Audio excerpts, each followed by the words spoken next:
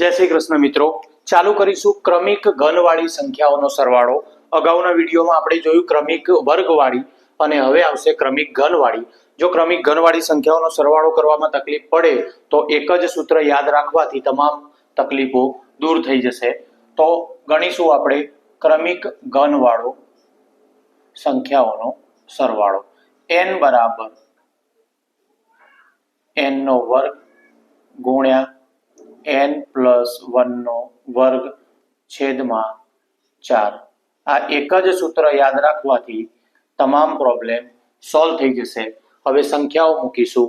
n બરાબર આપણે લઈશું 10, તો અહીંયા મૂક્યા 10 નો વર્ગ ગુણ્યા 10 વત્તા 1 નો વર્ગ છેદમાં 4। 10 નો વર્ગ થશે 100 ગુણ્યા 10 ને 1 11 થશે, 11 નો વર્ગ થશે 121 છેદમાં 4। 4 વડે 100 ને ભાગીશું તો આવશે 25 અને 25 ગુણ્યા 121 કરતા